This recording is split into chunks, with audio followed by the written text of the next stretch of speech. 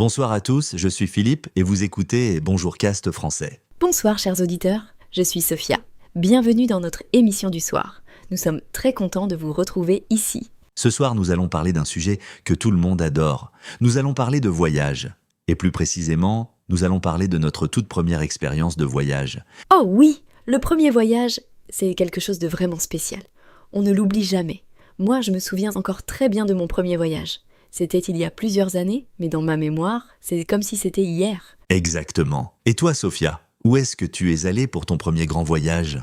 Mon premier grand voyage, c'était à Paris. Oui, je sais, beaucoup de gens pensent que Paris, c'est cliché. Mais pour moi, c'était absolument magique. J'avais 18 ans. C'était la première fois que je prenais l'avion toute seule. Oh là là, toute seule à 18 ans. Tu n'avais pas peur ? Si, j'avais très peur. La nuit avant le départ, je n'ai presque pas dormi. Je vérifiais mon passeport toutes les 10 minutes. Je me demandais, est-ce que j'ai bien tout préparé ? Est-ce que j'ai oublié quelque chose d'important ? Haha, je comprends tout à fait. Moi aussi, j'étais comme ça pour mon premier voyage. Et tu sais, chers auditeurs, est-ce que vous vous souvenez de votre premier voyage ? Est-ce que vous étiez nerveux aussi ? Dites-le nous dans les commentaires.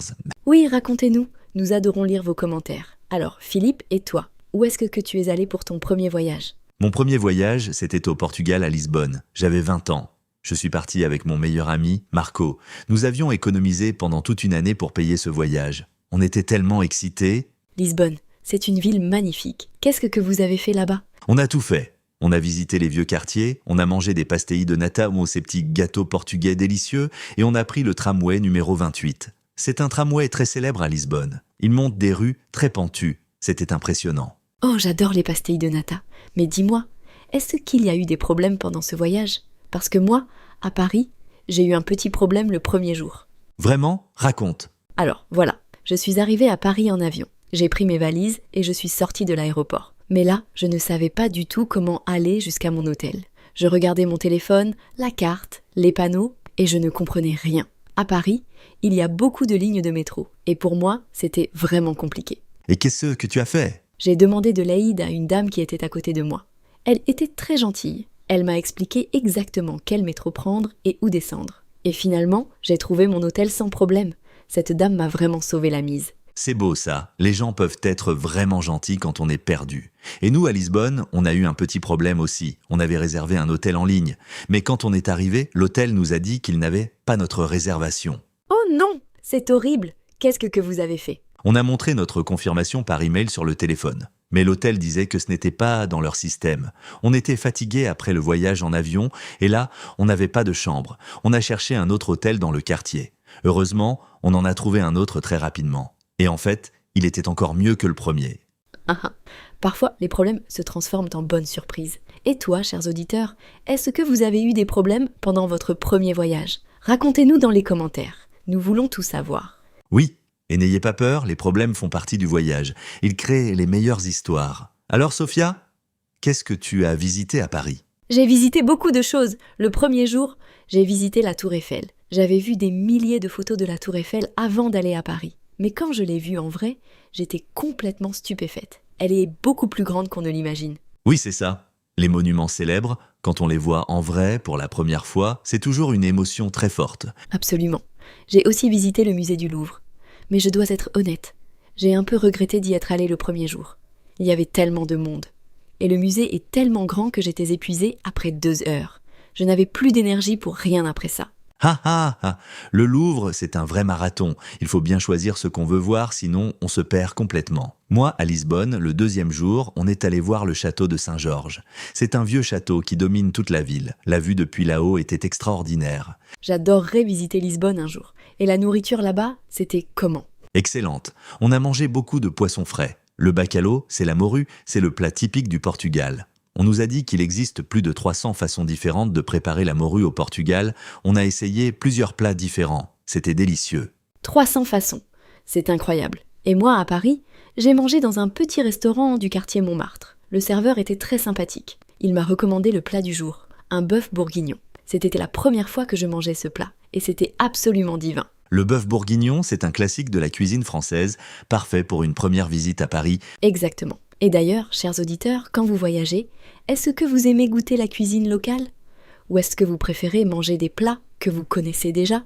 C'est une vraie question.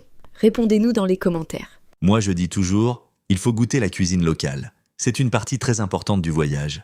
La nourriture, ça raconte l'histoire d'un pays, d'une région. On apprend beaucoup en mangeant. Je suis totalement d'accord.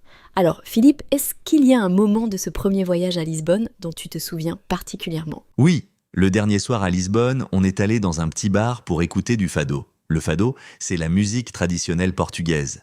C'est une musique très émouvante, un peu mélancolique. Une femme chantait et même si je ne comprenais pas tous les mots, j'ai ressenti quelque chose de très fort. J'avais des frissons. Oh, c'est magnifique. La musique, ça dépasse les frontières de la langue. On n'a pas besoin de comprendre les paroles pour ressentir les émotions. Exactement. Et ce moment-là, dans ce petit bar à Lisbonne, avec mon ami Marco, la musique du fado, je pense que je ne l'oublierai jamais. C'est gravé dans ma mémoire pour toujours. Et moi, mon moment préféré à Paris, c'était le soir. Je me promenais le long de la Seine. Il y avait des lumières partout. Les bateaux-mouches passaient sur la rivière. La tour Eiffel brillait avec ses lumières. Et j'ai pensé, je suis vraiment à Paris. C'était un sentiment extraordinaire. Ce sentiment, quand on réalise qu'on est vraiment dans cet endroit qu'on a rêvé de visiter, c'est quelque chose d'unique. Et toi, chers auditeurs, est-ce que vous avez eu ce moment magique pendant un voyage? Ce moment où vous vous êtes dit « Je suis vraiment ici, c'est réel ». Partagez ce moment avec nous dans les commentaires. Nous aimons tellement vous lire. Alors, Philippe, qu'est-ce que ce premier voyage t'a appris? Mon premier voyage m'a appris beaucoup de choses. D'abord, il m'a appris à être flexible. Quand il y a un problème, comme notre histoire d'hôtel, il faut garder son calme et chercher une solution. Le voyage, ça forme le caractère. Absolument. Et moi, mon premier voyage m'a appris à parler aux inconnus. Avant ce voyage, j'étais assez timide. Mais quand on voyage seul, on n'a pas le choix. Il faut demander de l'aide, il faut communiquer. Et souvent, les gens sont vraiment gentils et prêts à aider. C'est vrai. Le voyage, ça ouvre le cœur et l'esprit. On revient toujours changé d'un voyage. On voit le monde différemment. Et on a envie de repartir.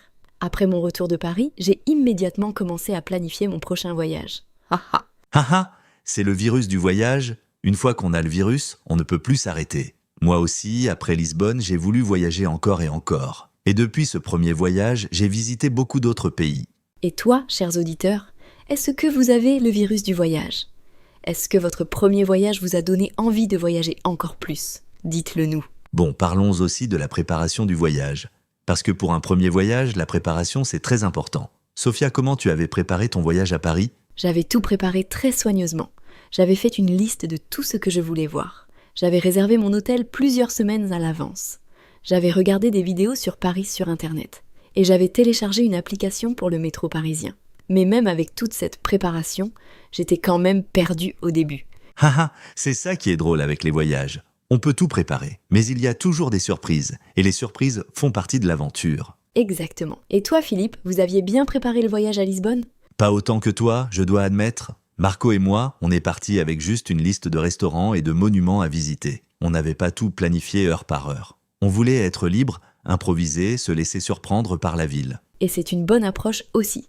Il y a deux types de voyageurs. Ceux qui planifient tout et ceux qui improvisent. Et toi, chers auditeurs, quel type de voyageur êtes-vous? Planificateur ou improvisateur? C'est une belle question pour les commentaires. Moi, avec le temps, je suis devenu un peu des deux. Je planifie les choses importantes, comme les billets d'avion et l'hôtel, mais je laisse du temps libre pour me perdre dans la ville et découvrir des endroits inattendus. C'est sage. Les meilleurs endroits qu'on découvre pendant un voyage, c'est souvent ceux qu'on ne cherchait pas.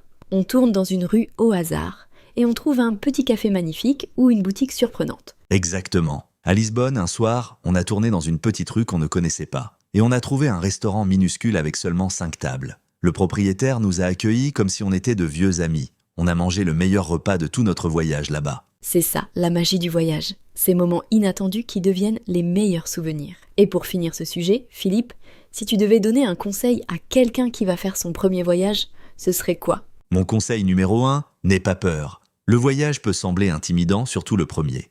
Mais une fois qu'on est dans l'avion, une fois qu'on est dans la nouvelle ville, on réalise que tout va bien. Les gens sont gentils partout dans le monde et les expériences qu'on vit changent notre vie pour toujours. C'est un beau conseil. Et moi, j'ajouterais, emportez moins de bagages que vous ne le pensez. Mon premier voyage, j'avais une valise énorme. C'était un vrai problème dans le métro de Paris. La prochaine fois, j'ai pris un sac à dos beaucoup plus léger. La liberté. Haha, le conseil de la valise légère, c'est un conseil d'or. Tous les voyageurs expérimentés vous diront la même chose. Et pour vous, chers auditeurs, si vous n'avez jamais voyagé, n'attendez pas. Commencez petit, si vous voulez. Même un voyage dans une ville voisine, c'est déjà une aventure. L'important, c'est de partir et de découvrir le monde. Absolument. Et si vous avez déjà voyagé, racontez-nous votre premier voyage dans les commentaires. Où êtes-vous allé? Quel âge aviez-vous? Est-ce que vous étiez nerveux? Nous adorons entendre vos histoires. Et n'oubliez pas de vous abonner à notre chaîne Bonjourcast français si ce n'est pas encore fait. Chaque semaine, nous vous apportons de nouvelles conversations en français pour vous aider à apprendre et à pratiquer. Ou comme d'être Exactement. Notre objectif, c'est de vous aider à parler français de façon naturelle comme dans la vraie vie. Pas de leçons de grammaire compliquées, juste des conversations simples et authentiques. Comme celle d'aujourd'hui. J'espère que vous avez aimé nous écouter parler de nos premiers voyages. Et peut-être que cette conversation vous a donné envie de voyager ou de pratiquer votre français lors de votre prochain voyage. C'est l'idée. Alors, sur ces belles pensées de voyage et d'aventure, il est temps pour nous de dire au revoir pour ce soir. Merci infiniment de nous avoir écoutés ce soir, chers auditeurs. Vous êtes fantastiques et nous sommes très heureux de partager ces moments avec vous. Prenez soin de vous, continuez à pratiquer votre français et n'oubliez pas, chaque conversation est une petite aventure. Bonne soirée à tous et à très bientôt sur Bonjourcast français. Bonne soirée, au revoir.